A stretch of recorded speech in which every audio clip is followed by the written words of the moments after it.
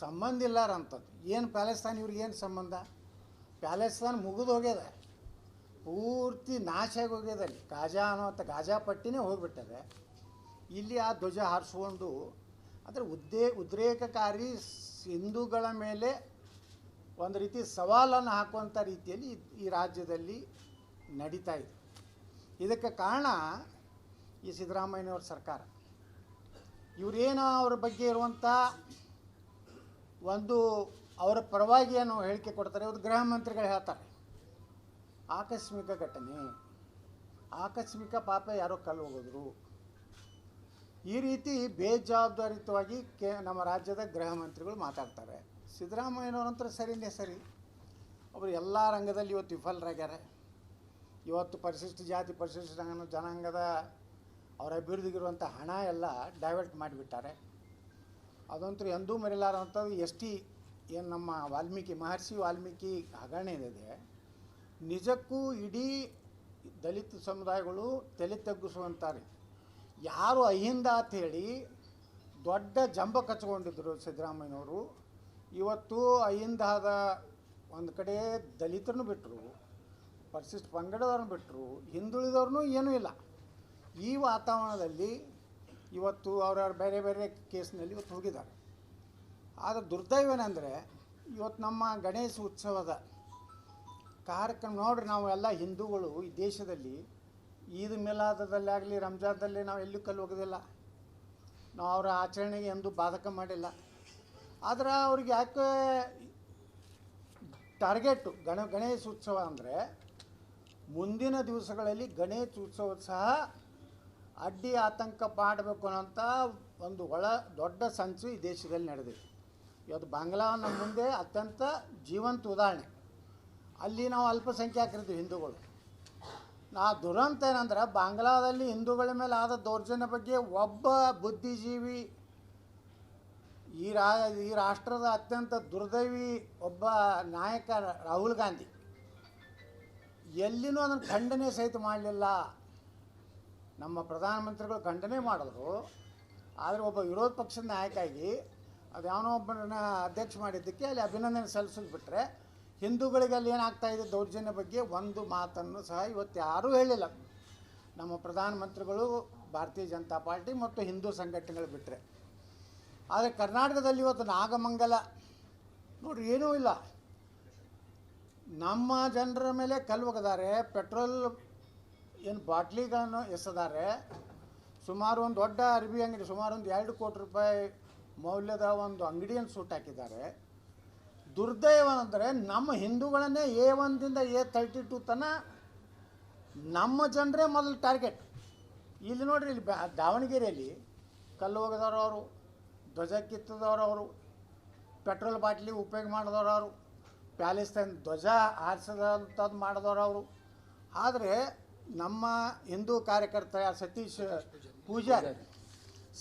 ಪೂಜಾರಿದು ತನಿಖೆ ಎಷ್ಟು ಈ ಪೊಲೀಸ್ ಇಲಾಖೆ ದಾವಣಗೆರೆ ಒಂದು ಕುಟುಂಬಕ್ಕೆ ಶರಣಾಗಿಬಿಟ್ಟಿದ್ದು. ನಮ್ಮ SP ಏನು IPS ಆಗ್ಯಾರೋ ಮತ್ತೇನಾಗಿರೋ ನನಗಂತರೂ ಅರ್ಥ ಆಗಲಾಗೈತಿ. ಒಂದು ಕುಟುಂಬದ ಡೈರೆಕ್ಷನ್ ಮೇಲೆ ಒಂದು ಜಾತಿಯನ್ನು ಒಂದು ಅಲ್ಪಸಂಖ್ಯಾತರ ಅಂದ್ರೆ ಮುಸ್ಲಿಮರನ್ನ ತುಷ್ಟೀಕರಣ ಮಾಡೋದಕ್ಕೆ ಎಲ್ಲಿವರೆಗೆ ಹೋಗ್ಯಾರಂದರೆ ಇವತ್ತು ಅಲ್ಲಿ PSI KTG ನಗರದ ಪೊಲೀಸ್ ಠಾಣೆ PSI ತಹಸೀಲ್ದಾರ್ಗೆ ಒಂದು ಪತ್ರ ಬರೀತಾರೆ. ಸತೀಶ್ ಪೂಜಾರಿ ತಂದೆ ಗೋಪಾಲ್ ಪೂಜಾರಿ ಏನ್ರಿ, ಗೋಪಾಲ್ ಪೂಜಾರಿ ವಂಶ ವೃಕ್ಷ ಬೇಕಂತೀವಿ. ಯಾರ್ಯಾರು ವಂಶ ವೃಕ್ಷ ಬೇಕು ನಿಮಗೆ? ಮೊದಲು ರಾಹುಲ್ ಗಾಂಧಿದು ವಂಶ ವೃಕ್ಷ ಏನಾಯ್ತು ತೆಗೀರಿ, ಬಿಟ್ಟು ನಾಚಿಗೇಡುಗಳು ವಂಶ ವೃಕ್ಷಕ್ಕೆ ಈ ಕ್ರಿಮಿನಲ್ ಕೇಸಿಗೆ ಏನು ಸಂಬಂಧ ರೀ? ಎಲ್ಲರೂ ಕೇಳಿದ್ದು ನಾವು ಉದಾಹರಣೆ ನಾವಂತೂ ಕೇಳಿದ್ದು ಫಸ್ಟ್ ಟೈಮ್. ವಂಶ ವೃಕ್ಷ ತೊಗೊಂಡು ಏನು ಮಾಡೋರಿದ್ದೀರಿ?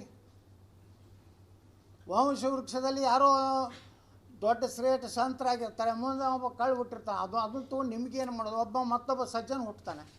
ಅಂದರೆ ಎಲ್ಲಿವರೆಗೆ ಇವರು ವಂಶ ವೃಕ್ಷದವರೆಗೆ ಹೋಗ್ತಾರೆ. ಅಲ್ಲಿ ಹೋಗಿ ಅವ್ರ ಮನೆಯವ್ರನ್ನ ಅಂಜಿಸ್ತಾರೆ. ಚಾಲೆಂಜ್ ಮಾಡಿದವ್ರು ಯಾರು? ಈ ರಸ್ತೆಗೆ ಬಾತ್ ಹೇಳೋದವ್ರು ಯಾರು? ಹಿಂದೂಗಳಲ್ಲ. ಯಾವನೋ ಒಬ್ಬವ ಗೋರಿಗೆ ಹೋಗೋವಂಥ ಒಂದು 80-85 ವರ್ಷ ಒಂದು ವಿಡಿಯೋ ಮಾಡಿಬಿಡ್ತಾನೆ, ದಮ್ ಇದ್ದರೆ ತಾಕತ್ತಿದ್ದರೆ ಹೊರಗೆ ಬರೀತಾನೆ. ಅದಕ್ಕೆ ಉತ್ತರ ಕೊಡಬೇಕಲ್ಲ. ಹಿಂದೂ ಸಮಾಜ ಏನು ಸುಮ್ಮನೆ ಸಣ್ಣ್ರೇನಲ್ಲ. ಹಿಂದೂ ಸಮಾಜ ಏನು ನಮ್ಮಲ್ಲೇನು ಛತ್ರಪತಿ ಶಿವಾಜಿ ಮಹಾರಾಜ್ ಹುಟ್ಟ್ಯಾರ, ಮಹಾರಾಣಾ ಪ್ರತಾಪ್ ಹುಟ್ಟ್ಯಾರ, ಝಾನ್ಸಿ ರಾಣಿ ಲಕ್ಷ್ಮೀಬಾಯಿ ಹುಟ್ಟ್ಯಾರ, ವೀರಾಣಿ ಕಿತ್ತೂರು ಚೆನ್ನಮ್ಮ ಹುಟ್ಟ್ಯಾರ, ಸಂಗೊಳ್ಳಿ ರಾಯಣ್ಣ ಹುಟ್ಟ್ಯಾರ, ಅಂಬೇಡ್ಕರ್ ಹುಟ್ಟ್ಯಾರ. ಇವೆಲ್ಲ ಇಂಥ ಸಮುದಾಯವನ್ನು ಕೊಟ್ಟ ಇಂಥ ಮಹಾನ್ ನಾಯಕರು ಕೊಟ್ಟವಂಥವ್ರು ನಮಗೆ ಸವಾಲು ನೀವು ಮಾಡ್ತೀರಂದರೆ ನಾವು ಅದನ್ನು ಕೇಳಬೇಕಲ್ಲ. ಏನು ಮಾಡ್ತೀರಪ್ಪ ಅಂತೇಳಿ ನಮ್ಮವ್ರು ಹೋಗಿದ್ದಾರೆ. ಹೋದರೂ ಅದನ್ನು ಕೇಸ್ ನಮ್ಮ ಹಿಂದೂ ಕಾರ್ಯಕರ್ತರು ಹಿಂದೂಗಳ ಮೇಲೆ ಯಾಕೆ ಹಾಕ್ಲಕ್ಕತ್ತವ್ರು ಪೊಲೀಸರು ನನಗೆ ಅರ್ಥ ಆಗಲ್ಲ. ಬಾಂಬ್ ಹಾಕೋರು ಅವರೇ, ಕಲ್ಲು ಒಗೆಯೋರವರೇ, ಅವ್ರ ಮ್ಯಾಗೆ ಕೇಸು. ಮೊದಲು ನಮ್ಮವೇ ಕೇಸು ಹಿಂದೂಗಳು. ಈ ರೀತಿ ಅಷ್ಟೇ ಅಲ್ಲ, ಒಂದು ಟಾರ್ಗೆಟ್ ಮಾಡಿ ಹಿಂದೂಗಳನ್ನು ಇಲ್ಲಿ ಏನು ದಾವಣಗೆರೆಯಲ್ಲಿ ಘಟನೆ ನಡೆದಿದೆ. ಪೆಟ್ರೋಲ್ ಬಾಂಬ್ ಹೆಂಗೆ ತಯಾರಾಯ್ತು, ಎಷ್ಟು ಬಾಟಲ್ ನೀವು ಸೀಸ್ ಮಾಡಿದ್ರಿ, ಸುಮಾರು 2,000 ಬಾಟಲ್ ಏನೋ ನೀವು ಸೀಸ್ ಮಾಡಿರಿ. ಮತ್ತು ಆರೋಪಿಗಳು ಯಾರಾದರೂ ಯಾವ್ದಾದ್ರು ಹಿಂದೂಗಳ ಮನ್ಯಾಗ ಏನಾರು ಪೆಟ್ರೋಲ್ ಬಾಂಬ್ ಸಿಗ್ತಾ, ಪೆಟ್ರೋಲ್ ಸಿಗ್ತಾ, ಅಥವಾ ಕಲ್ಲುಗಳು ಸಿಕ್ಕುವ? ಈಗ ಅವರು ಕಲ್ಲು ಬೀಸಲಾಕತ್ತಾರೆ, ಸುಮ್ಮನೆ ಕೊಡೋದಕ್ಕಾಗ್ತದ? ಈ ರೀತಿ ಒಂದು ಪೊಲೀಸ್ ಇಲಾಖೆ ತಾನು ಒಂದು ಕರ್ನಾಟಕದ ಪೊಲೀಸರಾಗಿ ಕೆಲಸ ಮಾಡಬೇಕು ಹೊರತು ಕಾಂಗ್ರೆಸ್ ಪೊಲೀಸರಾಗಿ ಕೆಲಸ ಮಾಡೋದು ಒಳ್ಳೆಯದಲ್ಲ. ಕಾಲ ಹಿಂಗೆ ಇರುವುದಿಲ್ಲ. ಈ ಸರ್ಕಾರ ಯಾವಾಗ ಹೋಗ್ತದೆ ಗೊತ್ತಿಲ್ಲ. ವಿಸರ್ಜನೆ ಆದರೆ ಯಾರು ಬರ್ತಾರೋ ಅನ್ನೋದರೆ ಸ್ವಲ್ಪ ಮುಂದಿಂದರೆ ಲೆಕ್ಕ ಇಡ್ರಿ. ಎಸ್ ಪಿ ಅವರೇ, ಇಟ್ಟಕ್ಕೆ ಮುಗಿಲಿಲ್ಲ. ನೀವು ಈಗೇನು ಮಾಡ್ತಾಯಿದ್ದೀರಿ, ಒಂದು ಕುಟುಂಬದ ಮಾತು ಕೇಳ್ಕೊತ ಹೋದರೆ ಹಿಂದೂಗಳ ಬಳಿ ಸಹನತೆ ಇದೆ ಅನ್ನೋಂಥದ್ದು ಪರೀಕ್ಷೆ ಮಾಡಲಿಕ್ಕೆ ಹೋಗಬೇಡಿ. ಅದಕ್ಕೇ ನಾವು ಬಂದಿದ್ದು ದಾವಣಗೆರೆಗೆ. ಇನ್ನು ಮುಂದೆ ಇಂಥ ಘಟನೆಗಳು ಈ ರಾಜ್ಯದಲ್ಲಿ ನೋಡಿ, ಶಾಪುರದಲ್ಲಿ ನಮ್ಮ ಪ್ರತಾಪ ಶಿವನ ಮೇಲೆ ಕೇಸ್ ಹಾಕಿದ್ರು. ಮೊನ್ನೆ ನಾವು ಒಂದು ಕಾರ್ಯಕ್ರಮದಲ್ಲಿ ಸೇರಿದಾಗ ಅಲ್ಲಿ ಹಾವೇರಿಯಲ್ಲಿ ಸಹ ಕಲ್ಲು ತೂರಾಟ ಮಾಡಿದ್ರು. ನಾಗಮಂಗಲದಲ್ಲಿ ಘಟನೆ ಆಯಿತು. ಅಂದರೆ ವ್ಯವಸ್ಥಿತವಾಗಿ ಇನ್ನು ಮುಂದಿನ ಸಲ ನಮ್ಮ ಕಡೆ ಬಾಂಡ್ ಬರ್ಸೋತಾರೆ ಪೊಲೀಸರು. ಮೊದಲು ಒಂದು ಗಣಪತಿ ಕೂಡಿಸ್ಬೇಕಾದ್ರೆ ಮೊದಲು ನಾವು ಎಲ್ಲಿ ಹೋಗ್ಬೇಕು? ಪೊಲೀಸ್ ಸ್ಟೇಷನ್ಗೆ ಹೋಗ್ಬೇಕು. ಅವರು ಅನುಮತಿ ಕೊಡಬೇಕು, ಮೈಕ್ ಅನುಮತಿ ತೊಗೋಬೇಕು. ಮೈಕ್ ಅನುಮತಿ ತೊಗೊಂಡು ಎಷ್ಟು ದಿವಸದಿಂದ ಅವರು 5 ಸಲ ಒದರ್ತಾರಲ್ಲ ಬೆಳಗ್ಗೆ ಎದ್ದು. ಇದಕ್ಕೆ ಮೈಕ್ ಪರ್ಮಿಷನ್ ಕೊಟ್ಟಿರ ಎಸ್ ಪಿ ಅವರೇ? ಅವರೇನು ಮಾಡ್ತಾರಲ್ಲ ಅವರು ದೊಡ್ಡ ಈದ್ ಮಿಲಾದ್, ಅದಕ್ಕೇನಾದರೂ ಅನುಮತಿ ತೊಗೊಂಡಾರ? ಅವ್ರಿಗೇನು ಬಾಂಡ್ ತೊಗೊಂಡಿರ? ಕೇವಲ ಹಿಂದೂಗಳ ಹಬ್ಬಗಳ ಮೇಲೆ ನೀವು ರಿಸ್ಟ್ರಿಕ್ಷನ್ ಹಾಕೋದು. ಅದಕ್ಕೇ ನಾ ಬಿಜಾಪುರನಾಗ ಈ ಎಲ್ಲ ಸಿಸ್ಟಮೇ ತೆಗೆದುಬಿಟ್ಟೇನೆ. ಮೊದಲು ಏನಿತ್ತಂದ್ರೆ, ಒಂದು ಗಣಪತಿ ಕೂಡಿಸ್ಬೇಕಾದ್ರೆ ಅವ್ರು ಹೋಗಿ ಪೊಲೀಸ್ ಸ್ಟೇಷನ್ದಲ್ಲಿ ಅಪ್ಲಿಕೇಶನ್ ಕೊಡಬೇಕು, ಹೆಸ್ಕಾಮ್ದವ್ರದ್ದು ಅಲ್ಲಿಂದ ಅಲ್ಲಿ ರೊಕ್ಕ ತುಂಬಬೇಕು, ಮಹಾನಗರ ಪಾಲಿಕೆಗೆ NOC ತೊಗೋಬೇಕು, ಎಷ್ಟು ಸಹಜದ ಮಂಟಪ ಕೂಡಿಸ್ತೀರಿ ಅನ್ನೋದು ಹೇಳಬೇಕು, ಒಂದು ದಿವಸಕ್ಕೆ ಎಷ್ಟು ಲೈಟ್, ಎಷ್ಟು ಕಿಲೋ ವ್ಯಾಟ್ ನೀವು ಉಪಯೋಗ. ಅಂದರೆ ಈ ರೀತಿ ಒಂದು ನಿರ್ಬಂಧ ನಮ್ಮ ಮೇಲೆ ಇದೆ. ಅವ್ರ ಮೇಲೆ ಇವ್ರ ಮಸೀದಿ ಮೇಲೆ ಅದಾವೆ. ಇದ್ರ ಎಲ್ಲಾದ್ರೂ ಸುಪ್ರೀಂ ಕೋರ್ಟ್ ಭಾಳ ಕ್ಲಿಯರ್ ಹೇಳಿದೆ, ಇಷ್ಟು HMLಕ್ಕಿಂತ ಹೆಚ್ಚು ನೀವು ಅದನ್ನು ಉಪಯೋಗ ಮಾಡ್ಬೋದು. ಎಲ್ಲಾದರೂ ಪರಿಪಾಲನೆ ಆಗಿದೆ ದಾವಣಗೆರೆ ಜಿಲ್ಲೆಯಲ್ಲಿ ಎಸ್ ಪಿ ಅವರೇ?